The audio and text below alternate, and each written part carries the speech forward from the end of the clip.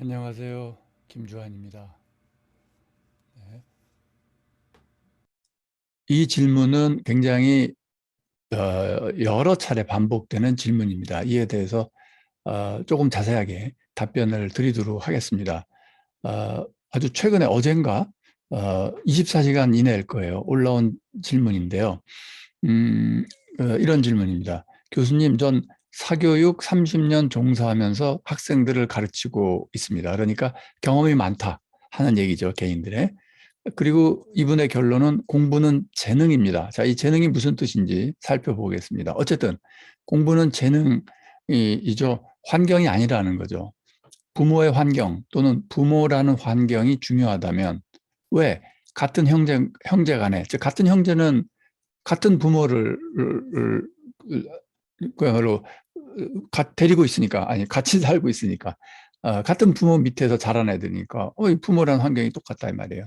그런데 형제간에 왜 학습의 차이, 정확하면 성적에 학업 능력의 차이가 있다.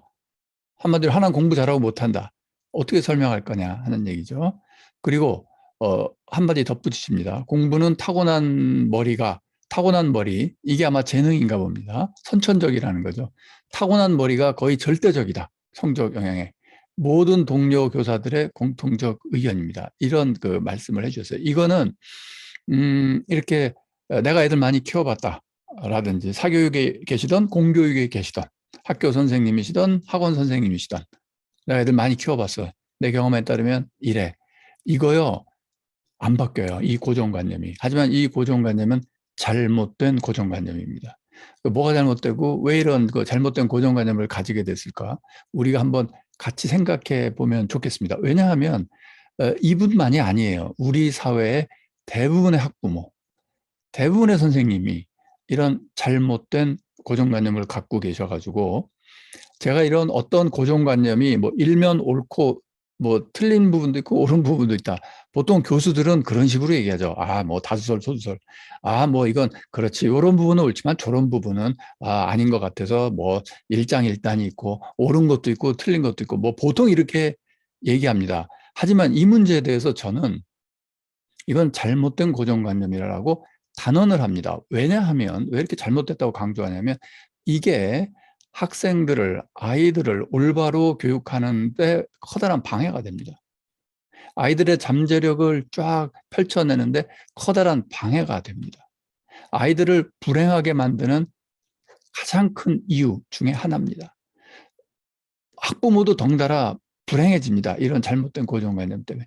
그래서 이걸 깨기 위해서 제가 이 공부에 대한 그 책도 썼고 예전에 그릿 그걸 다시 고쳐서 지금 쓰고 있습니다. 올해 안에 나오는 게 목표입니다.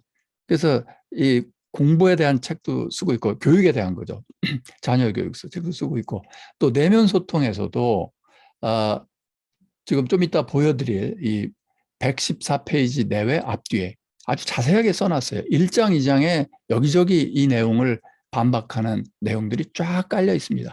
유전자 얘기도 했고 신경 가소성 얘기도 했습니다. 과학적인 근거를 갖고 이게 아니다라고 지금 얘기를 하고 있는 겁니다. 예를 들어 자 이거 보세요. 타고난 머리가 거의 절대적이다. 이러면 어떻게 되겠어요? 공부 못했던 애가 잘하는 건 불가능해집니다. 그렇죠?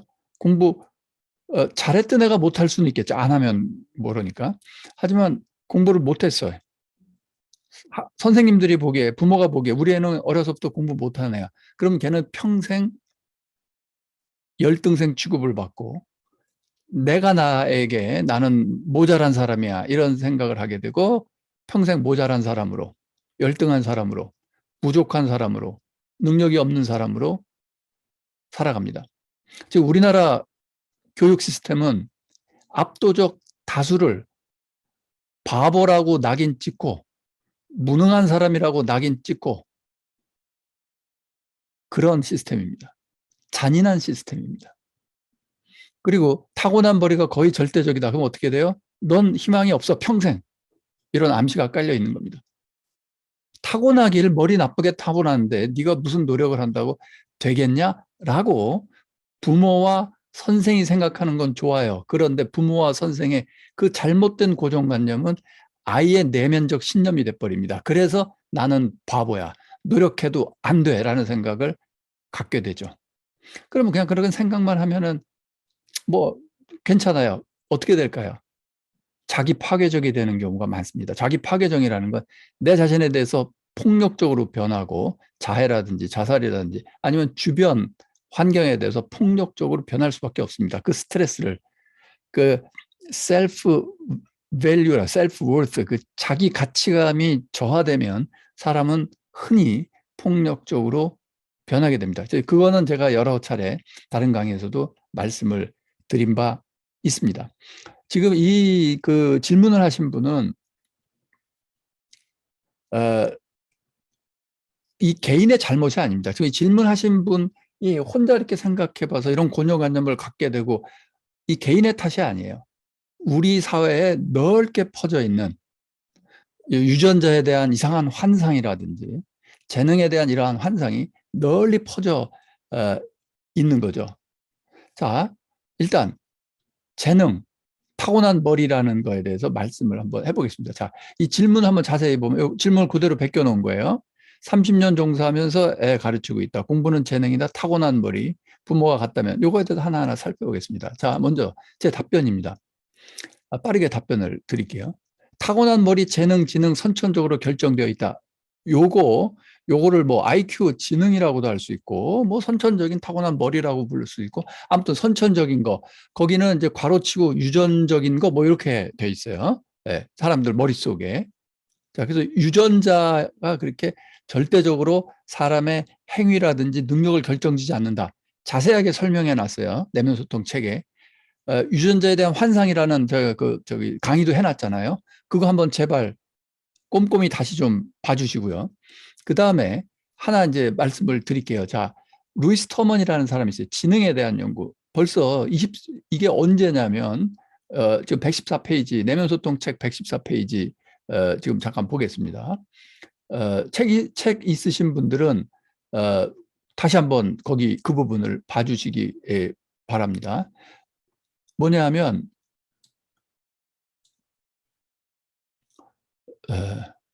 여보세요?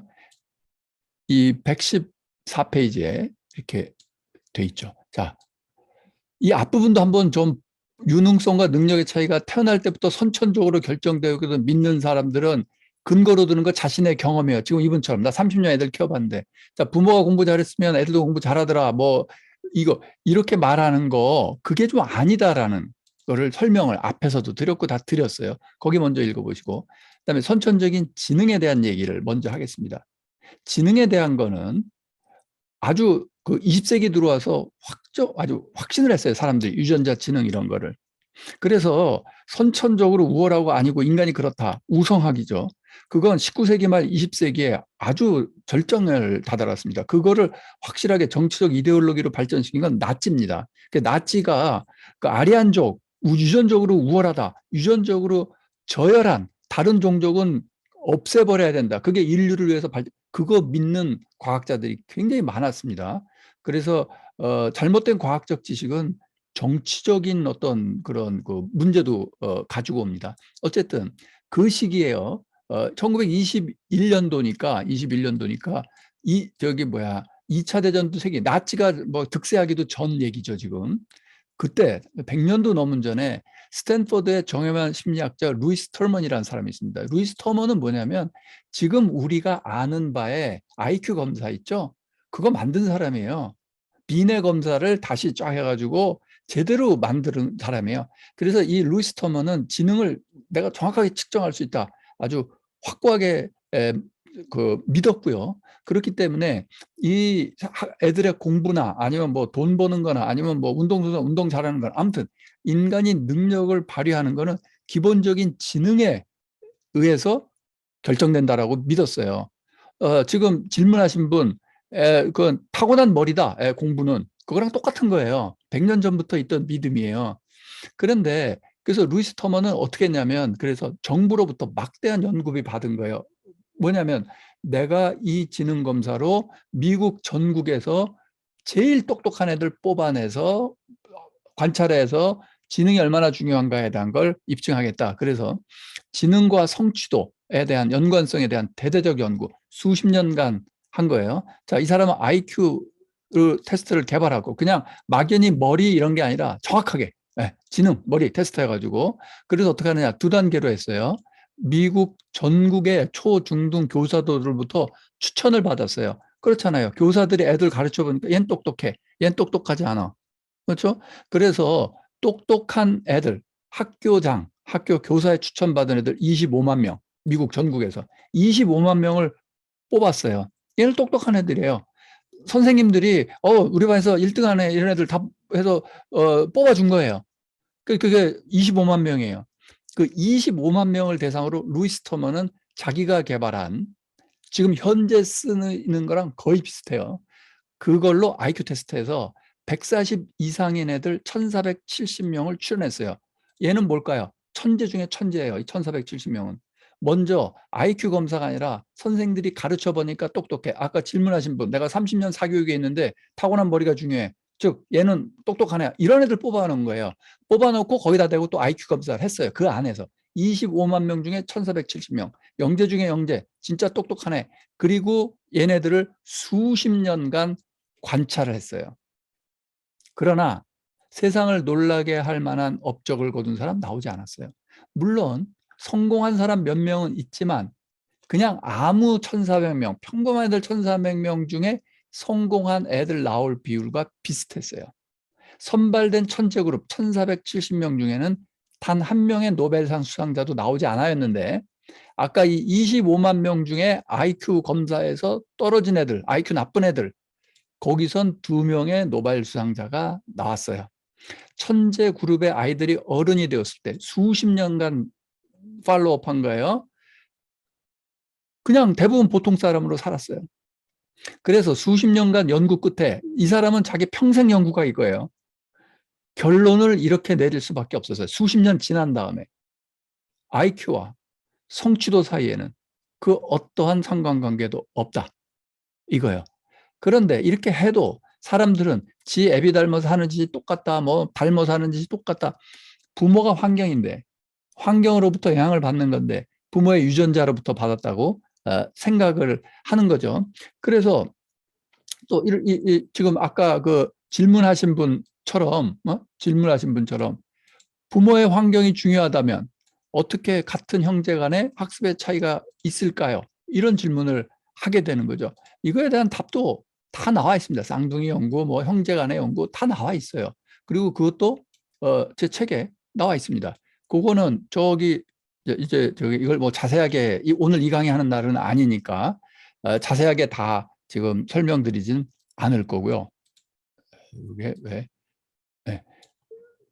그 부모가 똑같은데 부모 자체가 중요한 환경이다. 120페이지부터 한번 잘 읽어보세요. 네. 그러면 그 일란성 쌍둥이에 대한 연구도 있고 또 유전자와 환경의 상호작용 얘기도 있어요. 네, 그런 거 한번 보시면 되고 유전자가 어떻게 영향을 미치나 선천적인 게 어떻게 영향을 미치나 이런 것도 있고요.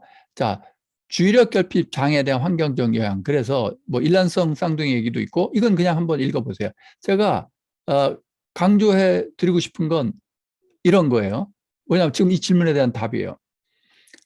일반적으로 형제자매는 쌍둥이만큼 아니더라도 지금 내면 소통책 134페이지입니다. 상당한 정도 유전자 공유해요. 그렇죠. 같은 부모한테 태어나서 유전자가 공유하죠. 그러나 같은 부모에 태어나 성장하더라도 첫째 아이냐 둘째 아이냐에 따라 ADD 발병률, 요거는 지금 ADD, Attention Deficit Disorder예요. 주의력 결핍 장애 또는 ADHD. 이거에 대한 얘기인데 성적 공부도 마찬가지예요. 자 보세요. 보통 첫째 아이에게서 ADD가 더 많이 나요. 유전적 차이가 아니에요. 환경의 차이예요. 아니 근데 부모가 똑같잖아. 근데 왜 첫째 아이냐 둘째 아이냐 요 차이 갖고 환경이 달라지나? 네, 그래요. 이거를 제가 여러 번 언급한 존경에 맞지 않는 정신의학자인 가보르 마테 박사가 얘기한 겁니다. 자 보세요.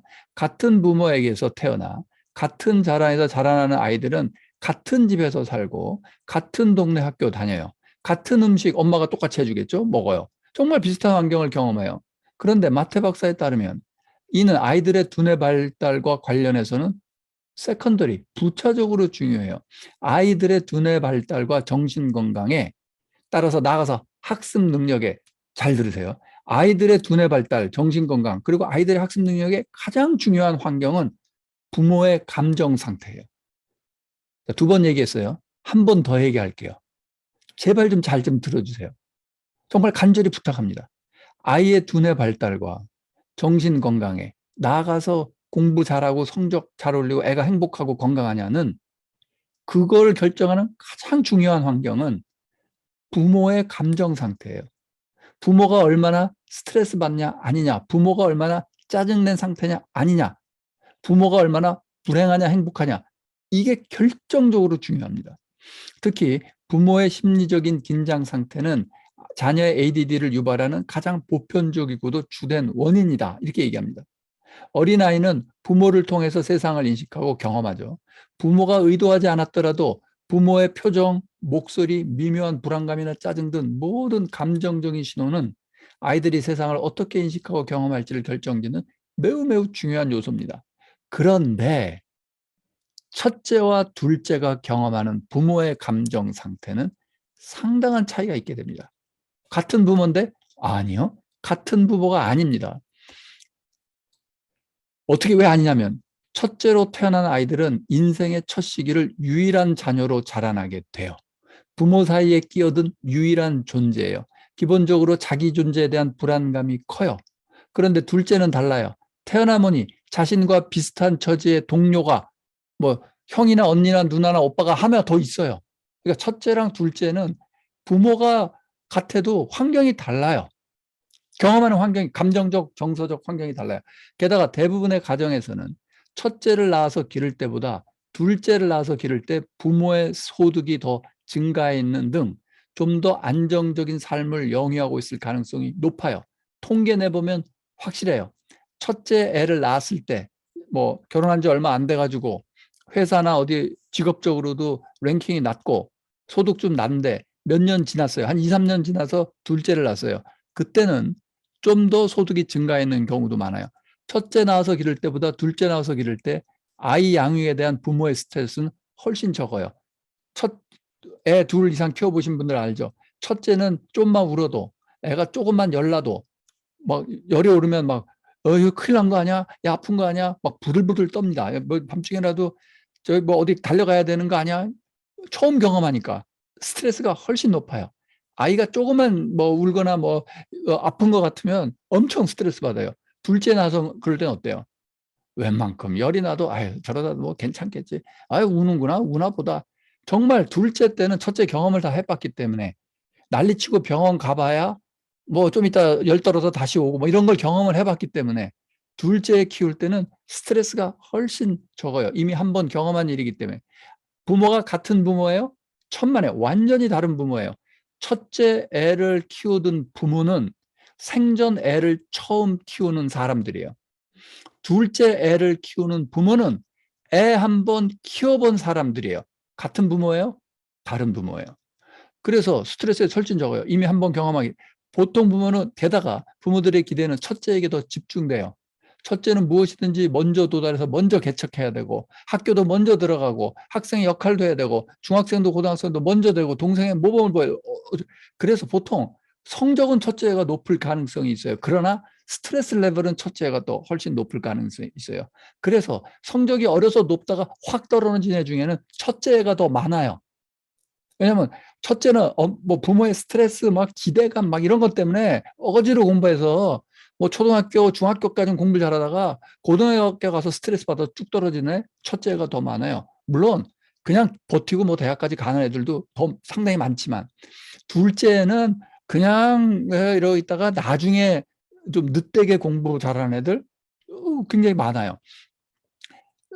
첫째 부모는 대부분 양육 경험이 없는 미숙한 사람들이고 경제적으로도 열악하고 더 큰 스트레스 받으면서 아이에 대한 기준 수준은 더 높아요.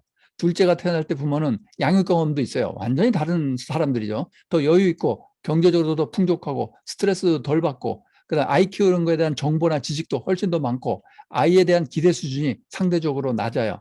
말하자면 첫째와 둘째는 서로 다른 부모와 가정이라는 환경을 경험하게 되는 거예요. 첫째는 부모 사이에 혼자 있다니까요. 형제가 없어요. 둘째는 부모 말고도 또 한 명이 있는 거예요. 환경이 달라요. 그래서 이 참고로 성인 ADD 진단을 받은 50세 넘어서 가보르 마테 본인이 ADD 진단을 받았어요. 내가 왜 평생 이렇게 살았나 해보니까 내가 ADD였구나. 그거 스캐터드 마인드라는 아주 제가 좋아하는 재미있는 책에 자세하게 나옵니다. 그래서 자기 삶을 예를 드는 거예요. 나는 2차 대전 직전 나치가 이 사람 헝가리 출신인데 나치의 헝가리 침공 직전에 태어났어요. 그래서 어려서 자라면서 나치가 들어와서 전쟁통을 다 전쟁을 겪은 거예요. 어린 시절에. 그런데 이 가브르마테의 동생은 전쟁 끝나고 평화가 찾아온 다음에 출생했어요. 같은 환경이에요? 아니요. 같은 환경이라고 보기 어렵죠. 그러니까 자, 이 질문에 다시 돌아가서 얘기를 하겠습니다. 뭐냐면 부모 환경이 중요하다면 같은 형제 간의 학습의 차이가 있는 건 어떻게 설명하죠? 자, 이 정도면 설명이 되죠.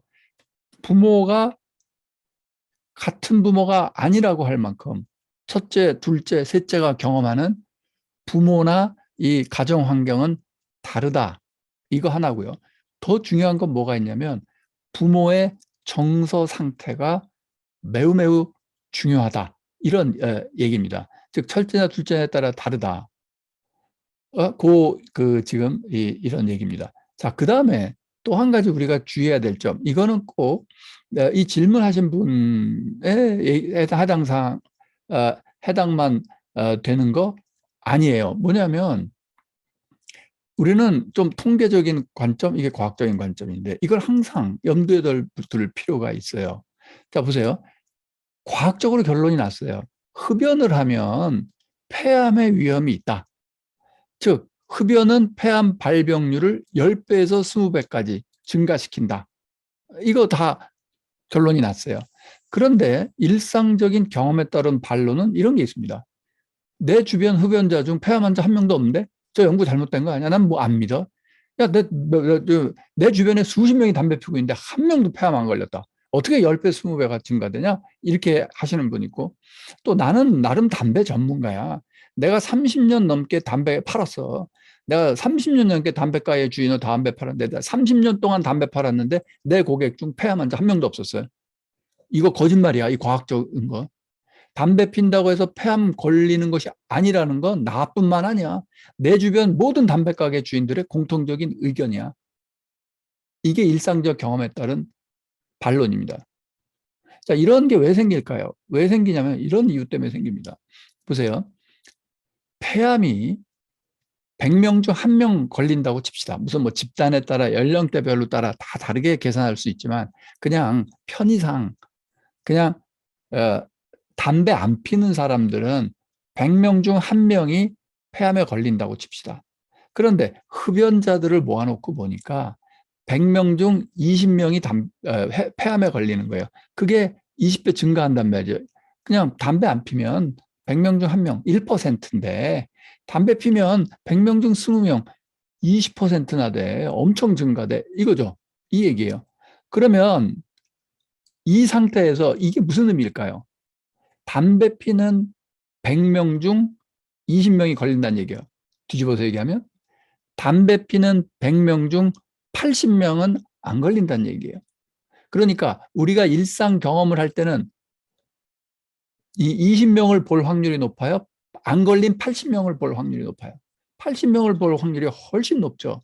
그러니까 내 주변에 뭐 처칠 같은 윈스턴 처칠 같은 사람은 담배 맨날 파이프 담배 피는데 폐암 안 걸렸다 오래 살았다 이런 얘기 하는 게 뭐냐면 80%가 더 많이 보이거든요 우리 눈에. 걸린 사람 아직 소수예요. 20%. 느낌에 담배 피면 폐암 걸린대. 그러면 막 둘 중에 하나는 폐암 걸려야 되고 담배 피는 사람 피기만 하면 다 폐암 걸리고 막 이래야 실감이 날 거 아니에요. 아니요. 그렇지 않아요. 이 20배, 25배 증가 무지무지하게 많이 증가시키는 거예요. 무시무시한 증가율이에요. 1%밖에 안 걸리는 걸 20% 걸리겠습니까? 그런데 이건 통계를 봐야 나와요. 내 주변 사람 아무리 돌려봐도 80명은 안 걸리니까 80%안 걸리니까 안 걸린 사람이 더 눈에 많이 보여요. 한번 생각해 보세요. 담배 피는 사람 머릿속에 떠올려봐. 그 사람 담배 피는데? 내 친구 누구 담배 피는데 안 걸렸어. 내 친구 누구 담배 피고 있는데 안 걸려. 내 친구 누구 이런 식으로 생각하게 되는 거죠. 그게 바로 이 얘기입니다. 내 경험상 사교육 30년 정도 하면서 애들 가르치고 있으니까 해보니까 이거다. 동료 교수들 다 그렇게 생각한다. 이건 통계적인 과학적인 관점이 아닙니다. 개인의 경험 갖고 일상적 경험 갖고 어떤 과학적인 결론에 반론을 제기하는 건 위험한 일이에요. 그렇게 하면 안 되는 거예요. 그러니까 실제로 이 주제가 관심이 있으시다면 진짜 재능, 선천전 타고난 머리와 실제 성취도 차이에 어떠한 통계적인 또는 실험적인 연구 결과가 있는지 살펴보시는 게 필요합니다. 그 다음에 또 한 가지, 이게 진짜 그렇죠.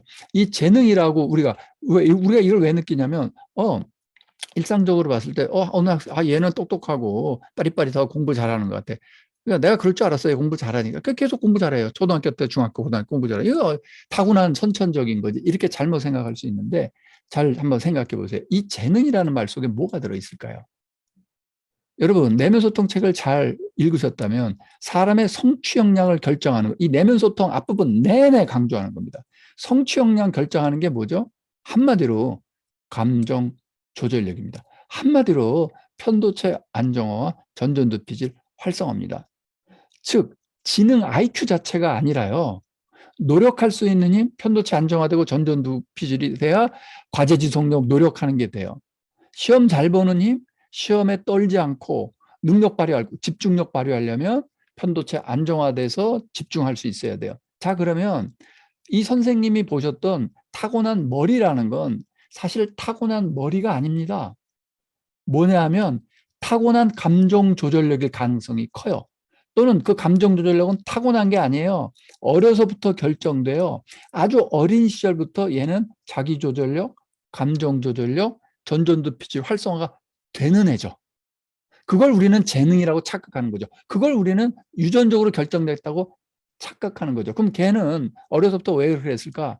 부모의 환경이죠.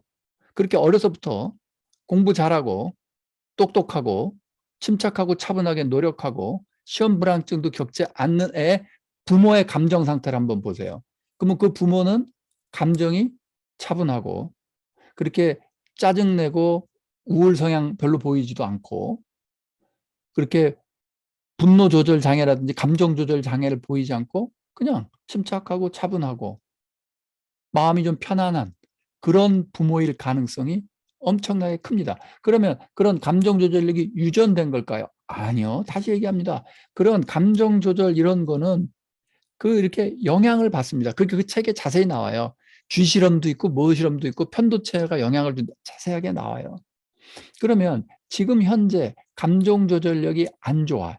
막 부모의 그 어떤 스트레스 때문에 애도 스트레스 받고 뭐 집중도 안 되고 노력도 안 되고 성적도 안 나와. 그럼 그런 애는 포기? 아니죠. 마음 근력을 해서 어떻게 해서든지 부모도 좀 재교육시키고 편도체 안정화되도록 그다음에 교사도 그 사이에 좀 개입을 할 수 있게 진짜 아이를 위해서라면 아이의 편도체 안정화, 아이의 부정적 정서의 안정화가 매우 매우 중요하다.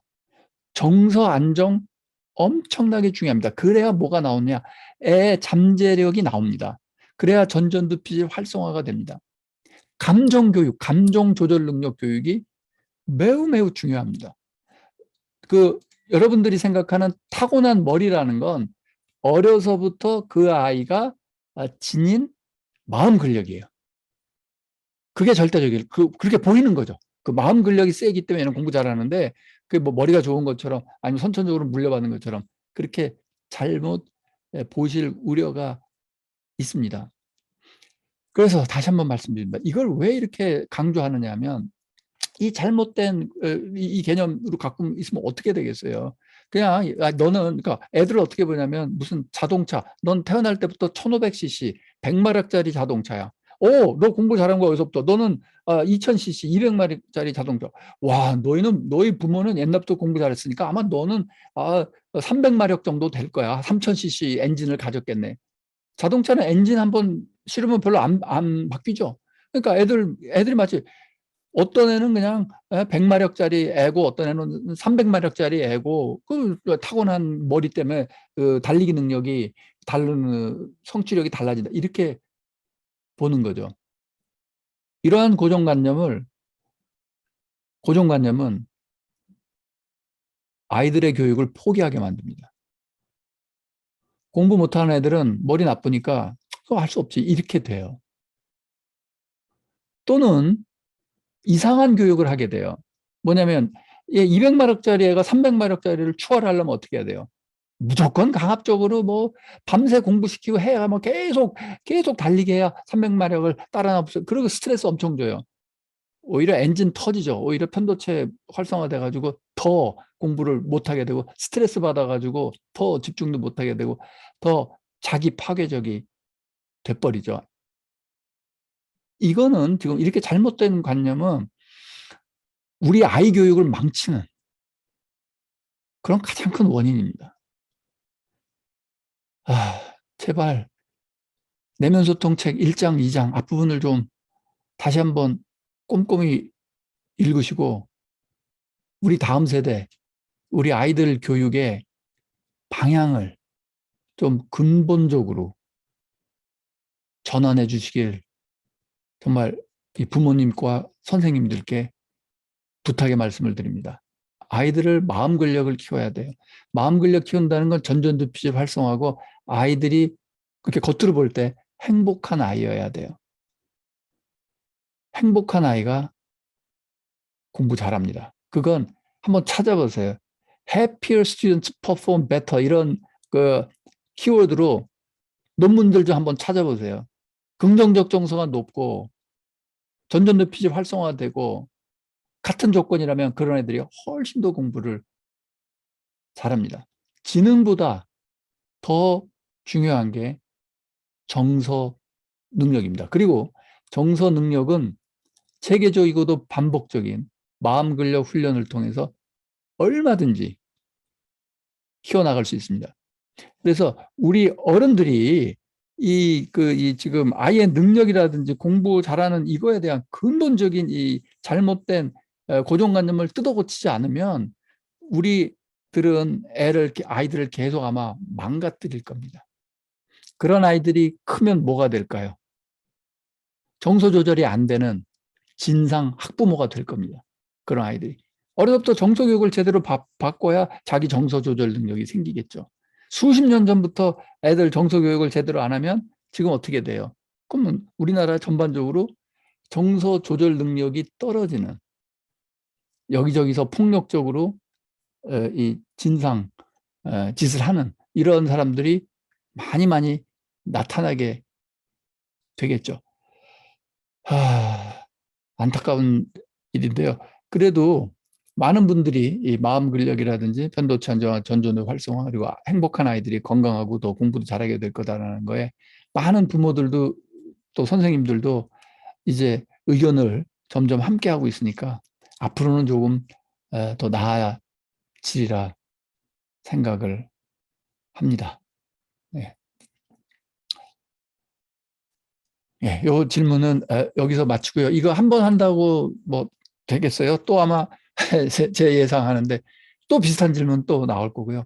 그때마다 또 같은 대답을 열심히 하도록 하겠습니다. 한 가지만 또 덧붙이자면 통계적으로 이런 거 있는데 지능과 학업 성취도 간의 관련성은 상관관계 0.5 나야 된다. R스퀘어 대략 0.25, 즉 성적 별량의 성적의 높고 낮음을 IQ로 한 25% 설명한다. 가장 큰 포지션이죠. 설명한다. 그러니까 IQ가 성적에 영향 미치는 거 아니냐. 네, 전체를 놓고 보면 그럴 수도 있습니다. 25% 아마 설명할 겁니다. 그런데 그거는 전교 꼴등이 전교 1등 할 때 필요한 얘기입니다. 저기 500명 중에 500등 하는 애들, 450도 500등 하는 애들보다는 1등 하는 애들이 IQ가 높을 거다. 네. 그건 코릴레이션 0.5 정도 될 겁니다. 전체 놓고 보면. 그런데 한번 설명드린 적이 있는데 상위 20% 예를 들어 500명 중에 1등부터 100등만 띄워놓고 그 1등부터 100등 안에서 코릴레이션을 내보세요. 이 지능과 학업 성취도 거의 제로에 가깝습니다. 즉 무슨 얘기냐면 50등에서 100등 하는 애들의 지능과 뭐 한 1등에서 10등 하는 애들의 지능 차이는 IQ 차이는 없습니다. 그러니까 없다고 보시면 돼요.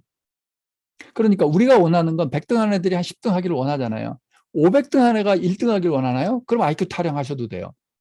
IQ는 그리고 뭐 변하기도 하지만 또 잘 안 변하기도 하는 거고 어쨌든 그 IQ가 문제가 되죠. 500등 한 애가 1등 하려면. 그런데 우리가 현실적으로 원하는 100등 한 애들이 10등쯤 하는 거, 50등 한 애들이 막 5등 안으로 올라가는 거 이런 건 IQ랑 전혀 상관없습니다. 지금 뭐 좋은 대학 가고 성적 올리고 내신 성적 올라가고 수능 잘 보고 이건 그 성적 올리는 거예요. IQ랑 상관이 없습니다. 마음 근력과 훨씬 더 큰 상관이 있습니다. 과제 지속력, 그다음에 끈기 같은 노력하는 힘과 시험 볼 때 모든 이 문제풀이에 집중할 수 있는 집중력, 시험 잘 보는 능력, 이 두 가지, 이건 둘 다 마음 근력입니다. 그래서 마음 근력을 키워야 우리가 원하는 성적 향상이 일어나겠다. 이렇게 이해하시면 되겠습니다. 예. 이 질문 한 20분만 하려고 그러는데 30분 가량 된 것 같은데요. 죄송합니다. 너무 길게 너무 중요한 문제여서 전 이 주제 얘기할 때마다 마음이 아프고 우리 어른들이 아이들을 너무 불행하게 하는 것 같아서 너무 괴롭습니다. 언젠가 우리 초등학교 뭐 유치원 다니는 우리 어린이들이 매일 명상하는 게 너무나 당연한 일이 되는 그런 날이 오기를 꿈꿉니다. 차분히 앉아서 알아차림을 하고 차분히 앉아서 명상하는 게 의무 교육의 한 부분이고 누구나 다 운동해야 되듯이 누구나 다 명상해야 되고 누구나 다 자신의 자기 감정을 알아차리고 조절할 수 있는 능력을 아이가 어렸을 때부터 키워준다면 완전히 다른 세상이 될 거라고 저는 확신을 합니다. 네, 이 질문에 대한 답변은 여기서 마치도록 하겠습니다.